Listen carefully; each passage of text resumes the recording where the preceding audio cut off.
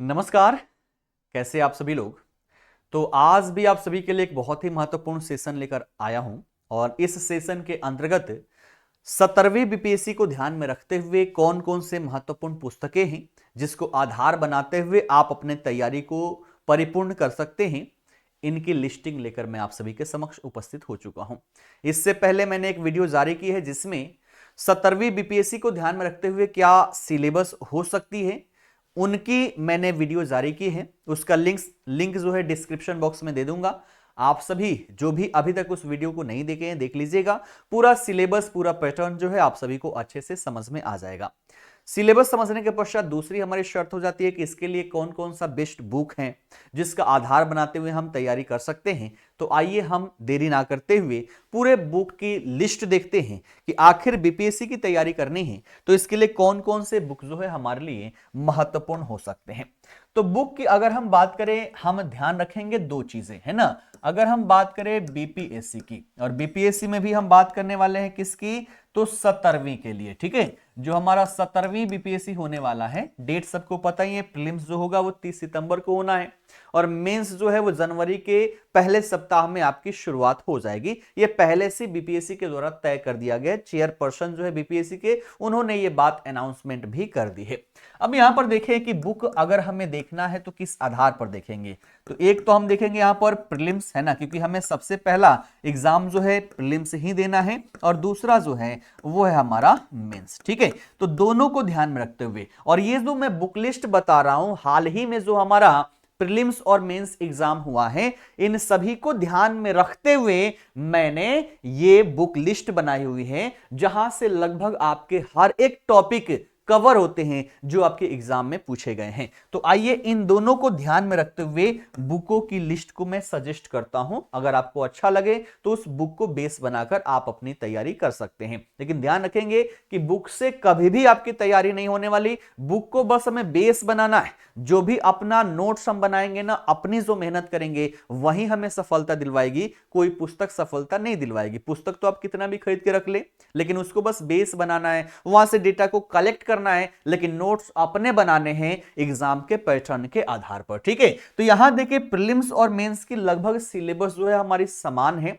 जो सब्जेक्ट आपके प्रीलिम्स में है, केवल जनरल साइंस को छोड़ दे तो साइंस एंड टेक्नोलॉजी आपका मेंस में है, ठीक। तो मैक्सिमम जो सिलेबस है प्रीलिम्स और मेंस का वो लगभग समान है। तो आइए इसी को ध्यान में रखते हुए कौन कौन सी पुस्तकें हमें लेनी चाहिए, आइए इसकी हम बात करते हैं, है ना। तो सबसे पहले मैं मेंस के आधार पर आपकी पुस्तकें बता रहा हूं जिससे प्रीलिम्स भी आपका कवर हो जाएगा। तो सबसे पहले यहां पर देखिए हम जनरल हिंदी, है ना।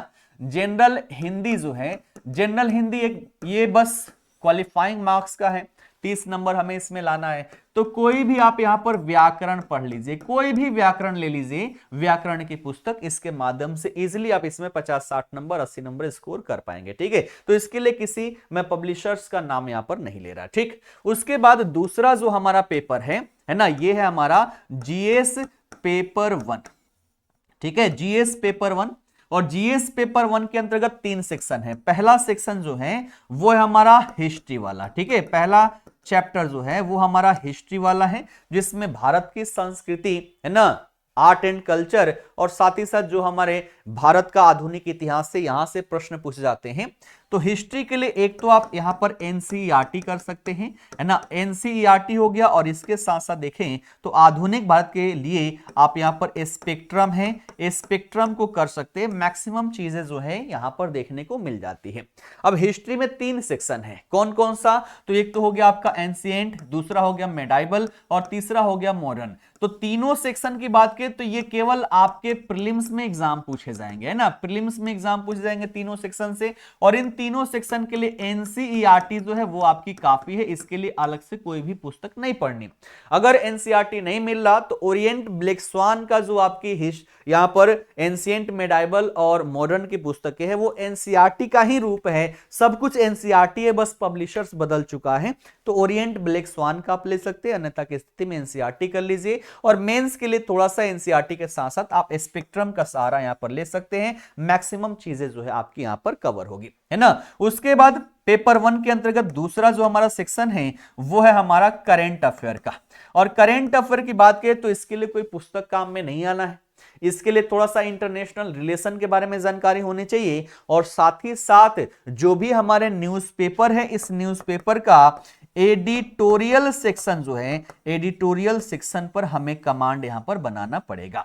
जो भी महत्वपूर्ण घटनाक्रम है ना, जो भी महत्वपूर्ण घटनाक्रम है उस घटनाक्रम को भारत के साथ जोड़कर उसको देखना है, भारत और वैश्विक परिप्रेक्ष्य में उसकी क्या महत्ता है, भारत को किस तरीके से अफेक्ट कर सकता है या देश दुनिया को किस तरीके से अफेक्ट कर सकता है। इस पर अगर हम ध्यान केंद्रित करते हुए अपने नोट्स बनाएं तो फिर इससे बेहतर नोट्स आपके नहीं होंगे और मेंस हमारे क्या होंगे, यहां पर इजीली तरीके से क्वालिफाई हो जाएंगे। ठीक, उसके पश्चात देखिए तीसरा सेक्शन जो इसमें है, तीसरा सेक्शन है ये है हमारा मैथ्स वाला, स्टैटिक वाला सेक्शन हो गया। और स्टैटिक के लिए हमें कुछ और नहीं पढ़ना है ना, मैथ पढ़ लीजिएगा 9th और 10th का, और वो भी ग्राफ वाला, है ना। एनसीईआरटी की हम बात करें, एनसीईआरटी पढ़ लें, है ना, 9th एंड 10th वाला, और पूरा नहीं पढ़ना, जो भी उसका ग्राफ वाला सेक्शंस है ना, जो ग्राफ बेस्ड यहां पर क्वेश्चन पूछ जाते हैं, इसका प्रैक्टिस कर लीजिए। स्टैटिक एक ऐसा सेक्शन है जिसमें अगर दो क्वेश्चन, यहां से दो क्वेश्चन 36 नंबर के पूछे जाते हैं,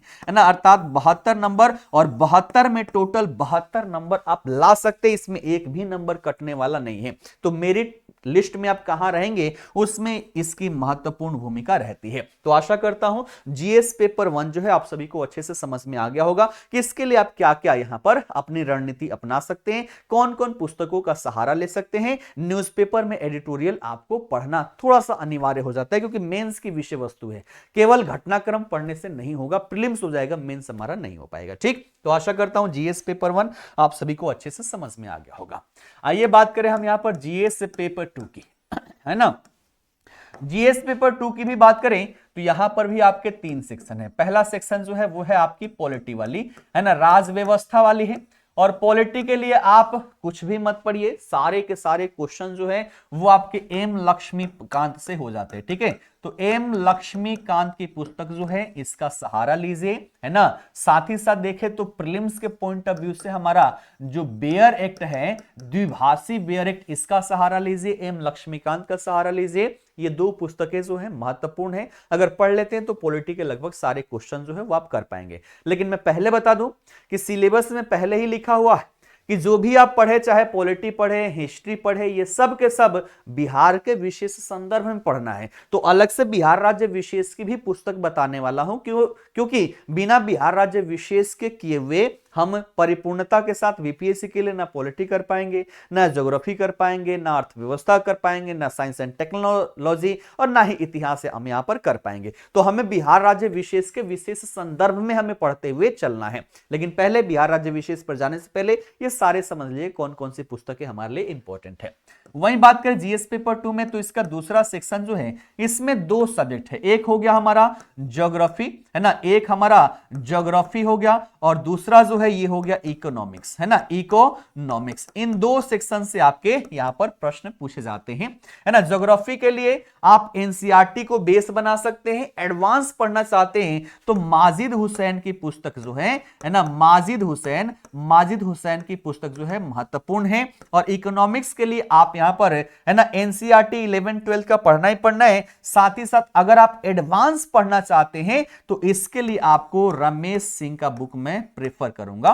ठीक है, रमेश सिंह जो है ये कर लीजिएगा। लेकिन आपको जो बजट है भारत का, बिहार का, आर्थिक सर्वेक्षण है भारत का, बिहार का, इन दोनों पर ही कमांड आप सभी को रखना पड़ेगा, तब जाके कई सारे प्रश्न जो हैं वो आप यहां पर सॉल्व कर पाएंगे, चाहे प्रीलिम्स का हो या मेंस का हो। तो आधार बता रहा हूं पुस्तकों का, इसी पर आश्रित नहीं हो जाना है कि हमें यही पढ़ लेंगे तो हमारा हो जाएगा, नहीं। मेहनत अपनी करनी है ना। आधार के रूप में आप माजिद हुसैन का ज्योग्राफी और रमेश सिंह का इकोनॉमिक्स ले सकते हैं। साथ ही साथ हमारा बजट और इकोनॉमिक सर्वे जो है खोपड़िया में होनी चाहिए। विभिन्न योजनाएं जो है सरकार के द्वारा चलाई जा रही हैं, है ना, गरीबी को दूर करने के लिए हो, महिलाओं के लिए हो, पुरुषों को, या किसी विशेष वर्ग के लिए कोई योजना यहां पर चलाई जा रही है, युवा वर्ग के लिए हो, है ना, इलेक्ट्रिक मोबिलिटी के लिए हो, वो सारी योजनाओं को आपको शामिल करके यहां पर पढ़ना होगा। ठीक है, तो ये आपका दूसरा सेक्शन जो है, इसके लिए 2 पुस्तकें मैंने एडवांस प्रेफर कर ली, बाकी एनसीईआरटी आपका तो यहां पर परिपूर्ण है ना। उसके बाद तीसरा सेक्शन देखें तो तीसरा सेक्शन जो है, यहां पर प्रश्न जो पूछे जाते हैं वो साइंस एंड टेक्नोलॉजी से पूछे जाते हैं, और सिलेबस में सीधे तौर पर लिखा हुआ है कि थियरी से ज्यादा प्रैक्टिकल पर फोकस किया जाएगा। यानी कि साइंस एंड टेक्नोलॉजी अगर कुछ हम पढ़ रहे हैं तो भारत और साथ ही साथ बिहार के विकास में किस तरीके से महत्वपूर्ण अपनी भूमिका निभा सकता है, इस तरीके से आपके मेंस में प्रश्न पूछे जाते रहे।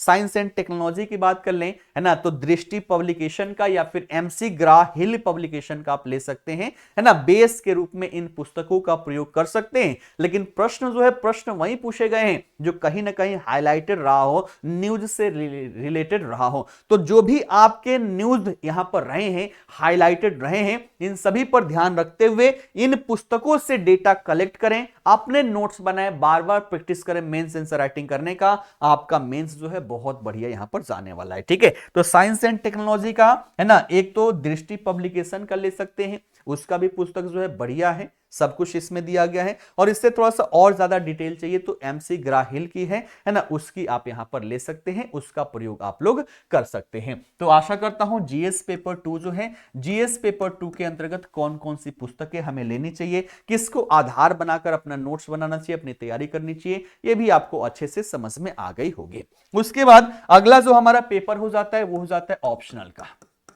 ठीक है, अगला पेपर जो है ना, ये 3 हो गए ना, तो ये हमारा क्या हो जाएगा, ये हो जाएगा हमारा चौथा। तो चौथा पेपर जो हमारा होगा वो होगा ऑप्शनल का, और ऑप्शनल पहले सब्जेक्टिव था, लेकिन अब ये क्या हो गया, आपका ऑब्जेक्टिव हो चुका है। ठीक है, और ऑब्जेक्टिव है 100 नंबर का है ना, लेकिन समय जो है आपको 3 घंटे ही दिया जाएगा। ठीक, और ये भी क्या है, क्वालिफाइंग नेचर का है, क्वालिफाइंग नेचर का है। तो कोई भी, है ना, कोई भी ऐसा ऑप्शनल आप ले लें जिसको लेने से हमारा प्रीलिम्स और मेंस दोनों में महत्वपूर्ण भूमिका रहे, अलग से उसको पढ़ने की आवश्यकता ना हो, ऐसे ले लीजिएगा, है ना। और चूंकि ऑब्जेक्टिव बेस है तो अब बस फैक्चुअल डेटा ध्यान में रहे तो हम इजीली तरीके से इसको सॉल्व कर पाएंगे। ठीक है, और उसके पश्चात इसको जब यहां पर क्वालिफाइंग किया तो एक नया पेपर जो है वो एसे का यहां पर जोड़ दिया गया है ना, निबंध का पेपर जोड़ दिया गया है। और निबंध ध्यान में रखिएगा, निबंध के लिए कोई भी पुस्तकें आपकी नहीं होती हैं, आपके अंदर जो ज्ञान है इसी ज्ञान को ये चाहता है कि आप कितना विस्तृत करके विश्लेषण कर सकते हैं, उसी को निबंध के आधार पर दिया जाता है। बाकी कई सारे पब्लिकेशन के आपके निबंध के पुस्तक मिलेंगे, आप उसका सहारा ले सकते हैं कि किस तरीके से किसी टॉपिक पर हम निबंध की शुरुआत कर सकते हैं, है ना, उसके माध्यमिक भाग में हम क्या क्या शामिल कर सकते हैं, किस तरीके से अपनी भावनाओं को वहां पर रख सकते हैं, इन सभी का आप वहां से वर्णन ले सकते हैं। लेकिन जो निबंध होता है ना, ये हमारे ब्रेन स्टॉर्मिंग के माध्यम से इसको लिखा जाता है। मतलब एक टॉपिक दे दिया गया, एक सेंटेंस दे दिया गया, और उस सेंटेंस को क्या आपने समझा, क्या समझा, उस आधार पर क्या क्या बातें वहां पर कही, कौन कौन से क्षेत्र की जानकारी रखते हैं।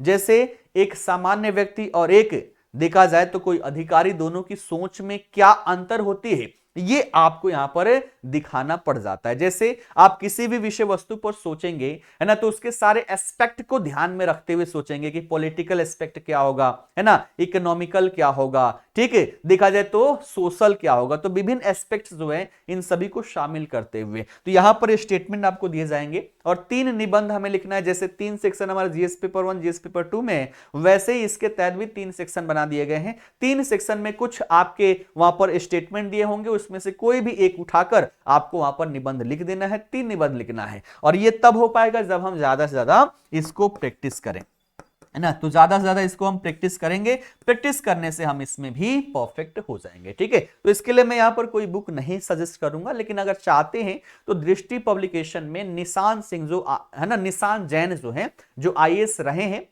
उनके सहयोग से दृष्टि पब्लिकेशन के द्वारा निबंध की एक पुस्तक जारी की गई है। अगर देखा जाए तो वहां पर कंटेंट अच्छा है, उसमें सहारा जो है डॉक्टर विकास दिव्य कीर्ति जो है दृष्टि के संस्थापक, उनका भी वहां पर सहयोग है, और निशांत जैन है ना, इन सभी के सहयोग से उस पुस्तक को यहां पर लॉन्च किया गया है। तो आप उसका सहारा यहां पर ले सकते हैं। और इस तरीके से देखें तो हमारे यहां पर हिंदी हो गया, जीएस पेपर 1 हमने देख लिया, जीएस पेपर 2 देख लिया, ऑप्शनल की हमने बात कर ली, और साथ ही साथ निबंध की भी हमने बात कर ली। अगर इन सभी को समाहित करके आप पढ़ते हैं तो मेंस का लगभग सब कुछ हो जाएगा। अब बचा हमारा क्या चीज, प्रीलिम्स में, है ना। तो प्रीलिम्स में हमारा एक चीज छूट गया, क्या चीज, तो वो हो गया हमारा जनरल साइंस, ठीक है, क्योंकि जनरल साइंस जो है ये हमारा मेंस में नहीं आता। तो जनरल साइंस के लिए आप एनसीईआरटी कर लीजिए, और एनसीईआरटी जो है ये 8वीं 9वीं और 10वीं का एनसीईआरटी कर लीजिए। लगभग सारे क्वेश्चन जो है आपके जनरल साइंस से जो पूछे जाएंगे, फिजिक्स केमिस्ट्री बायोलॉजी से, लगभग सारे क्वेश्चन आप यहां से सॉल्व कर पाएंगे, ठीक है।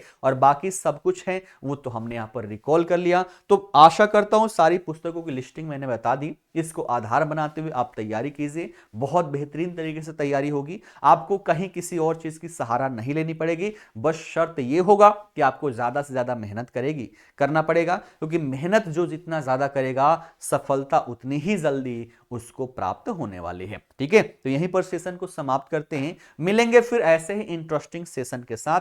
अभी फिलहाल के लिए आप सभी का बहुत बहुत धन्यवाद। और सेशन अच्छा लगा हो तो सभी लोग इसे लाइक और ज्यादा से ज्यादा शेयर भी करेंगे, क्योंकि ये जानकारी जो है सब तक अगर पहुंचे तो बेहतर तरीके से, जो जिनके मन में कंफ्यूजन रहता है, कई सारे बच्चे हैं है ना जो एक ही सब्जेक्ट के लिए कई सारे पुस्तकें खरीद लेते हैं। तो 10 पुस्तकें खरीदने की कोई आवश्यकता नहीं है, पुस्तक एक रखिए, उसको 10 बार पढ़िए तो खोपड़िया में छप जाती है, ठीक है। तो इसको ज्यादा से ज्यादा लोगों तक आप सभी को पहुंचाना है, ठीक है। तो मिलते हैं ऐसे ही फिर इंटरेस्टिंग नेक्स्ट क्लास के साथ।